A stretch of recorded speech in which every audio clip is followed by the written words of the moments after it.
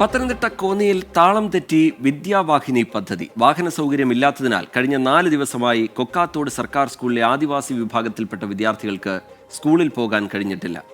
വാഹന കുടിശ്ശിക 7 മാസമായതോടെയാണ് വിദ്യാർത്ഥികളുടെ പഠനം മുടങ്ങിയത്. 24 എക്സ്ക്ലൂസീവ്. സ്കൂളിൽ ഭയങ്കര ദൂരമൊക്കെ ആയിരുന്നു. ഞങ്ങൾക്ക് സ്കൂളിൽ പോകാൻ ആഗ്രഹം ഉണ്ടായിരുന്നു. 2-3 ദിവസമായിട്ട് മാമൻ വണ്ടിക്കൂലി കിട്ടാൻ വരുന്നില്ലായിരുന്നു. ഞങ്ങൾക്ക് സ്കൂളിൽ പോയി പഠിക്കാനൊന്നും ആഗ്രഹമുണ്ട്.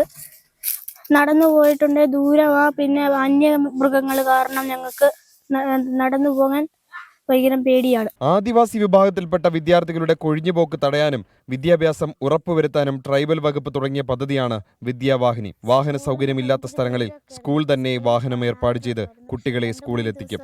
സ്കൂൾ ബസ് കടന്നു ചെല്ലാത്ത വഴികളിൽ സ്വകാര്യ വ്യക്തികളുടെ വാഹനം വാടകയ്ക്കെടുക്കും. കരാറടിസ്ഥാനത്തിലാകും ഇത്. കൊക്കാത്തോട് സ്കൂളിലെ 1 ഏക്കർ, കാട്ടാത്തിപ്പാറ, കോട്ടാംപാറ എന്നീ ട്രൈബൽ മേഖലകളിൽ സ്വകാര്യ വ്യക്തിയുടെ ജീപ്പാണ് സ്കൂൾ ബസ്സായി ഓടുന്നത്.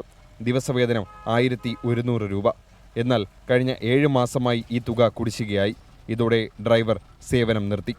ഞങ്ങൾ തിരക്കിയപ്പോൾ വണ്ടിക്കൂലി കിട്ടിയില്ല. അതുകൊണ്ട് ഇനി വണ്ടിക്കൂലി കിട്ടിയിട്ടേ വണ്ടി ഓടുന്നുള്ളെന്ന് ആ വണ്ടിയുടെ ഉടയം പറഞ്ഞു. വണ്ടി വരാത്തോണ്ട് ദൂരെ നിന്ന് നടന്നു പോകാൻ വയ്യാത്തോണ്ട് കൊണ്ടുപോകുന്നില്ല. വലിയ മൃഗങ്ങളുടെ ശല്യങ്ങളൊക്കെ ഒരുപാടുള്ളതാണ്. അരിവാപ്പുലം പഞ്ചായത്തിലെ കൊക്കാത്തോട് സർക്കാർ സ്കൂളിലെ 20ഓളം കുട്ടികളാണ് വാഹനമില്ലാത്തതിനാൽ 4 ദിവസമായി സ്കൂളിൽ പോകാത്തത്.